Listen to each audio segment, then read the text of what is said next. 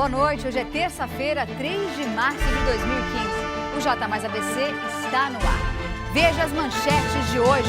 O presidente do São Bernardo Futebol Clube anuncia mudanças no time. Veja também os principais trechos da entrevista exclusiva com a secretária Cleusa Repulho no J Mais ABC. E ainda hoje teremos um bate-papo com a psicopedagoga e psicoterapeuta Lu de Oliveira. O assunto é dislexia adquirida. Agora, J Mais ABC.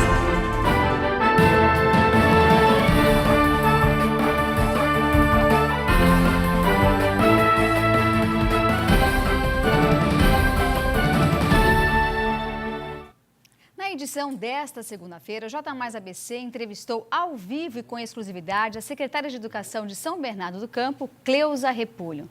Veja agora a entrevista. A entrevista exclusiva com a secretária Cleusa Repulho mostrou as razões tomadas pelo governo de Luiz Marinho no quesito merenda escolar. Demonstrando simpatia no vídeo, Cleusa Repulho não se esquivou de nenhuma pergunta, mas reforçou, e bastante, as ações da prefeitura. Veja os principais trechos da entrevista.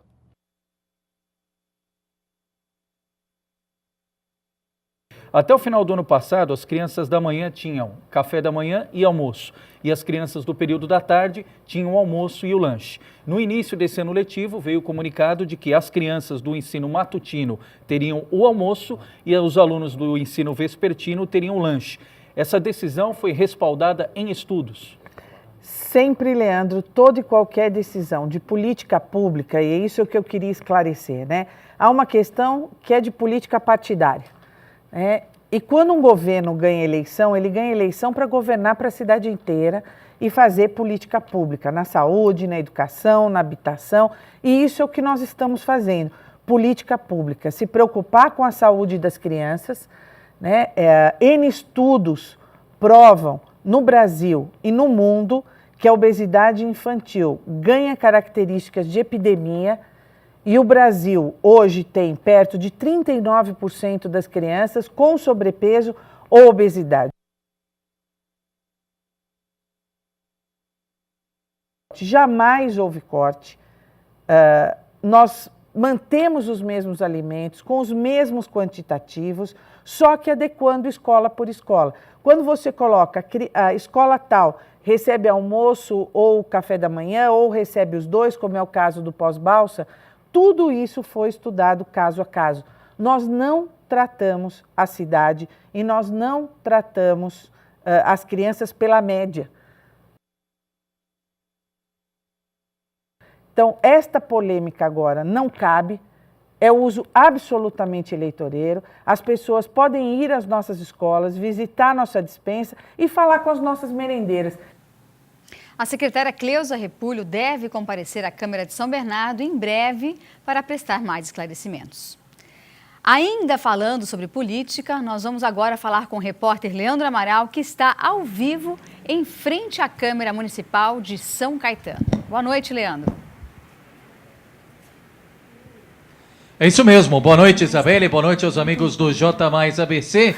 E, Isabelle, até inicialmente, queria até pegar o gancho dessa matéria anterior e mais uma vez dizer que repercutiu muito essa entrevista, tendo em vista a primazia da informação. Foi a primeira vez que publicamente Cleusa Repulho, secretária de Educação de São Bernardo, falou sobre a situação da merenda e, claro, o telespectador da TV Mais teve a oportunidade em primeira mão de ouvir os dois lados. A gente já tinha mostrado a fala na Câmara, a repercussão, tanto críticas de governistas quanto de opositores, e ontem, em primeira mão, essa entrevista de Cleusa Repulho, que confirmou, como você disse, Isabelle, irá sim à Câmara Municipal, e essa agenda só falta confirmar se é no dia 11, na próxima quarta-feira, ou se será no dia 11, daqui 15 dias, tendo em vista que a presença dela tem que ser em um dia de sessão ordinária, viu, Isabelle? Obrigada, Leandro, pelas informações. E a seguir, veja a previsão do tempo para amanhã e as mudanças no São Bernardo Futebol Clube. Já já a gente volta.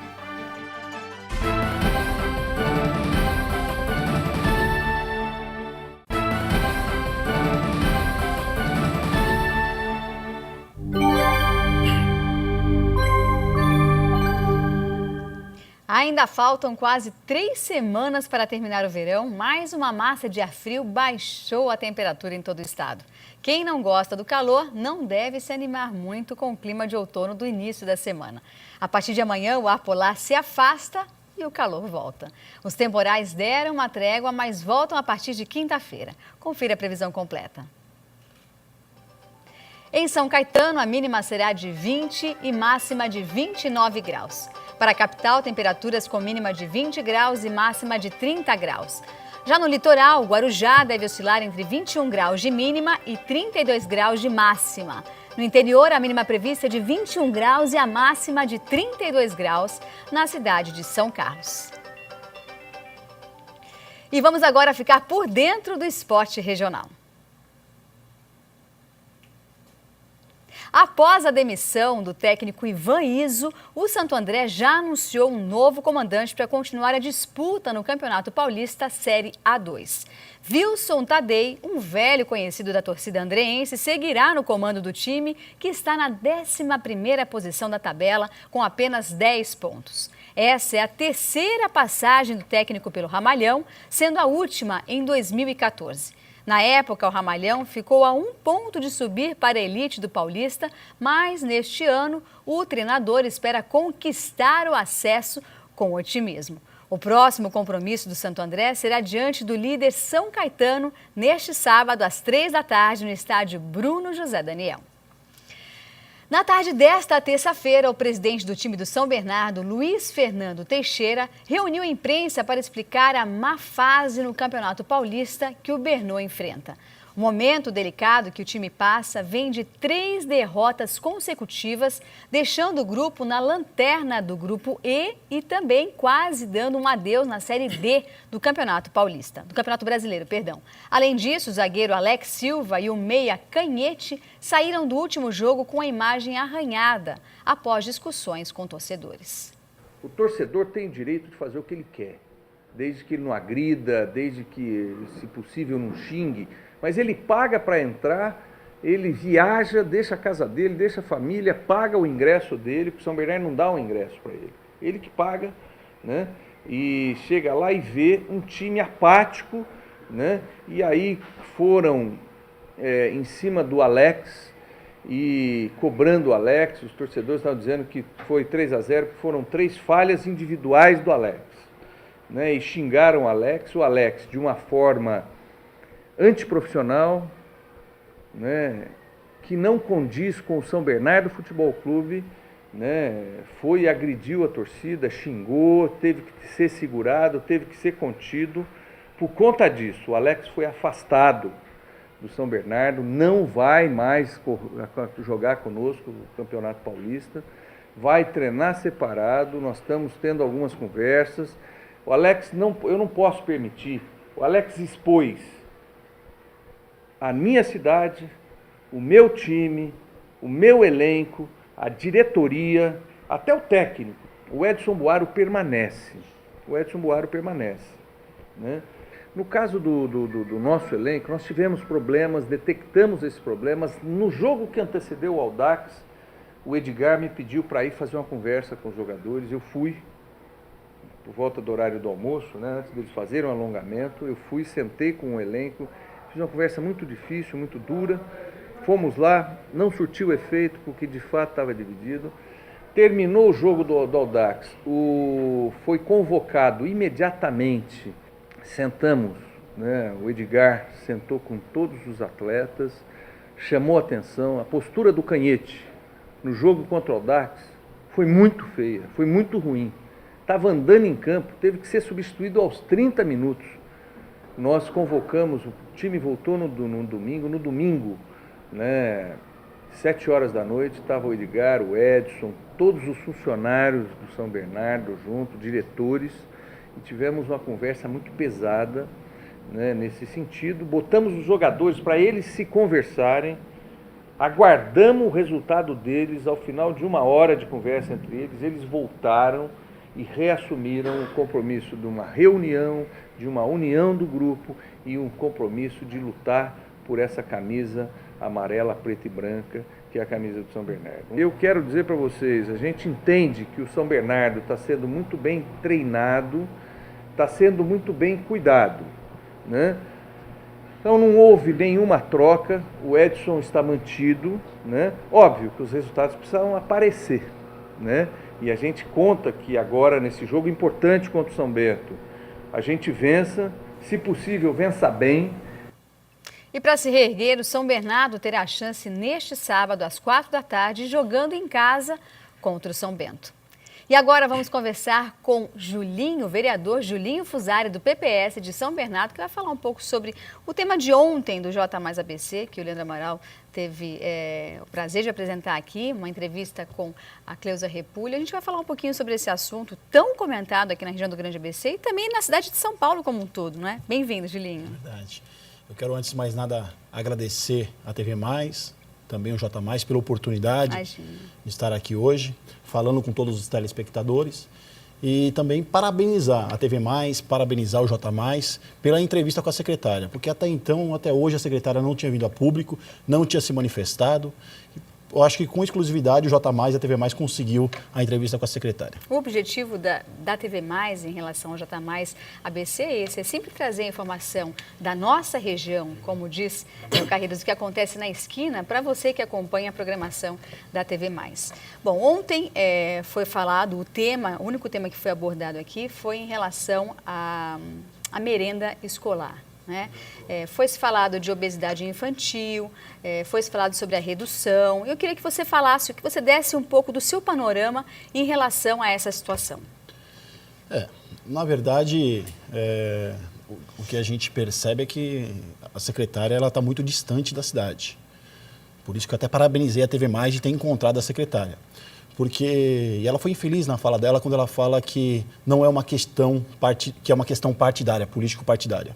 Foi infelicidade dela porque, se fosse uma questão político-partidária, o ex-presidente da casa e também vereador pelo Partido dos Trabalhadores, que é o partido hoje que comanda a cidade, que é o partido hoje que tem o prefeito Marinho à frente, os vereadores de sustentação e os vereadores do próprio partido dele não teriam criticado essa situação da merenda e também não teriam até pedido para o prefeito para que ela fosse demitida, para que ela fosse exonerada. Então, isso por si só já justifica que essa questão não é uma questão político-partidária. Eu gostaria de convidar a secretária para que ela fosse em algumas escolas. Ela também disse da questão do Areião, do pós-balsa, que a questão pós-balsa está tudo ok, está tudo... Ora, nós mostramos, eu levei esse caso ao Ministério Público. Foi eu que denunciei para o promotor Jairo o corte de merenda na região pós-balsa e também em toda a nossa cidade. Na questão pós-balsa, só voltou a merenda depois que o promotor foi lá e cobrou da secretária o retorno dessa merenda, porque as crianças da região pós-balsa estavam realmente com a merenda cortada. Foram mais de 80 escolas, é isso, na região? São mais de 80 escolas, são inúmeras crianças. Eu tenho visitado pessoalmente, convido a secretária para visitar algumas escolas, principalmente na periferia da nossa cidade. Crianças entre 5 e 10 anos, correto? Correto. E no primeiro momento, o primeiro bilhete que chegou aos pais na reunião foi: estamos cortando, haverá corte da merenda escolar. Não falou em adequação. Dessa forma que estava escrito ou se entendeu que isso ocorreria? Não, o bilhete, o informativo que foi recebido pelos pais era corte. E foi isso que aconteceu. De manhã as crianças entravam, tinham o café da manhã e depois, na hora do almoço, elas tinham o almoço. As crianças que entravam à tarde almoçavam na escola e depois, no meio do período, tinham o café da tarde. Hoje foi retirado o almoço das crianças que entram à tarde.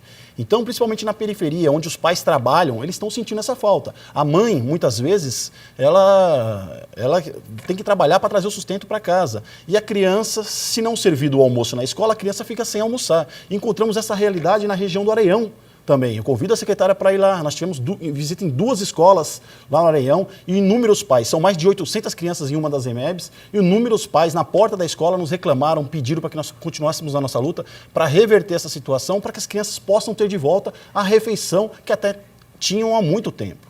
E deixar registrado também, esta mesma Prefeitura de São Bernardo do Campo sempre teve, nos momentos até de férias, elas serviam a refeição. Tamanho a importância da refeição na vida dessas crianças. Dito pelas pessoas que trabalham na secretaria, foi dito que existiu uma adequação ao cardápio, né, e não um corte, ou seja, foi feita uma pesquisa onde foi descoberto que 39% das crianças estavam com sobrepeso ou obesidade. Me fala um pouquinho sobre isso. Eu perguntei isso para a direção da escola, principalmente naquela região do Areião, onde eu estive, em 2 escolas lá, eu perguntei se existiam realmente um número grande de crianças que estavam em tratamento, crianças obesas. De 800 crianças, tinha 1 caso de tratamento de obesidade. Ora, não é verdade. Então, nós sabemos, estamos num momento difícil, o país vive um momento econômico difícil, muito devido à corrupção, devido às questões da Petrobras.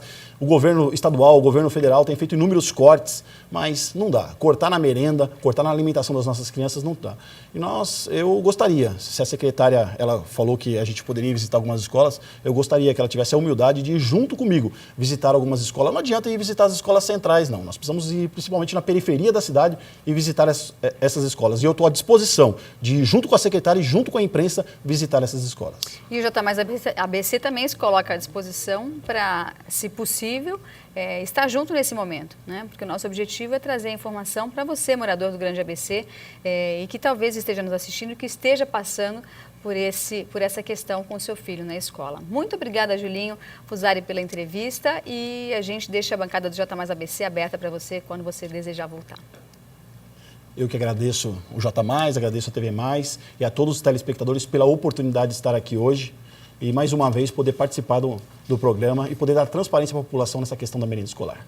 E no próximo bloco, veja como fechou o mercado financeiro nesta terça-feira. E a entrevista com Lu de Olivier, psicopedagoga e psicoterapeuta, que diagnosticou, que vai conversar sobre a dislexia adquirida. Já, já.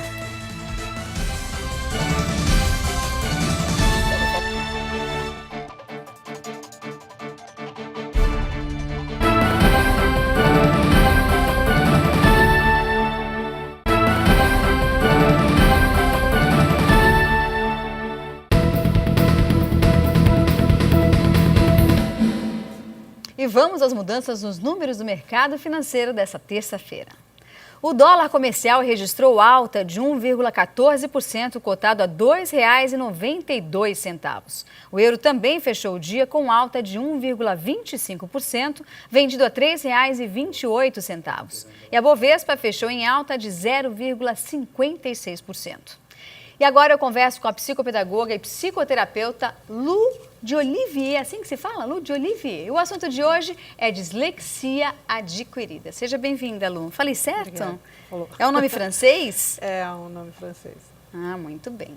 Bom, eu estava estudando um pouco a respeito de dislexia, né, para a gente conversar, e lendo a respeito disso, eu percebi que você tem 2 formas de desenvolver a dislexia, a adquirida e a de desenvolvimento. É isso? Me explica um pouquinho a diferença de uma e de outra e como a gente detecta a dislexia, principalmente em crianças.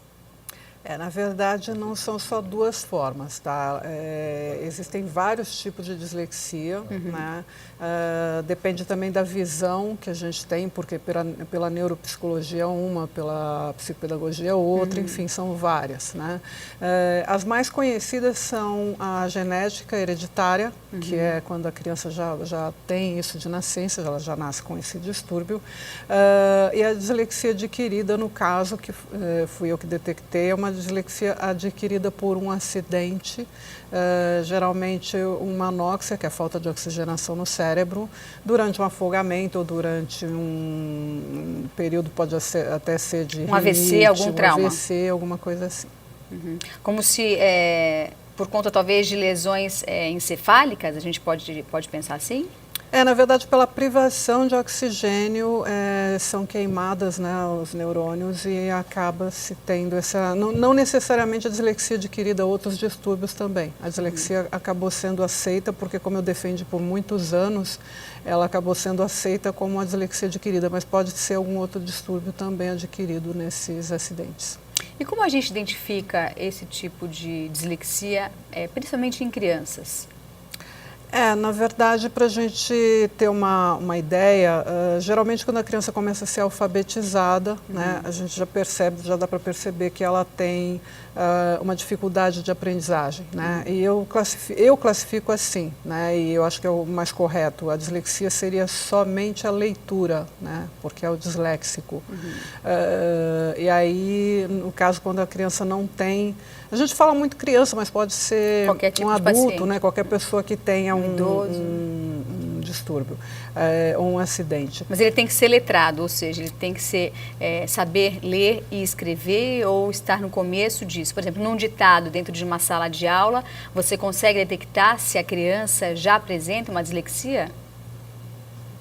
Sim, você consegue detectar porque, no caso, ela vai ter dificuldade em ditados, ela vai ter dificuldade até mesmo em assimilar a letra, porque, na verdade, o que acontece com a dislexia é que a criança não consegue identificar a letra.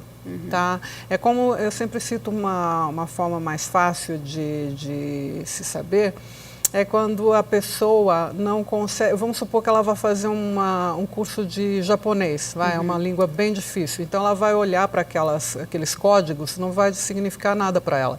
É a mesma coisa que acontece com o disléxico, né? Ele olha para aquelas letras e para ele são sinais sem nenhum sentido.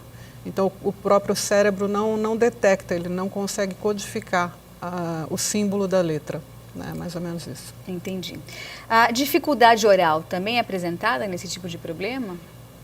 Às vezes tem a dificuldade oral, mas aí não necessariamente. A gente chama de comorbidades, né? Comorbidades são alguns distúrbios que são desenvolvidos em função do distúrbio principal, no caso a dislexia, e geralmente quando não se tem um tratamento correto, geralmente acaba tendo alguns outros sintomas que vão sendo incomorbidades, né? Mas não é o normal, tá? O normal seria só a leitura realmente ser prejudicada. Agora o resto já é comorbidade, né? São outras coisas.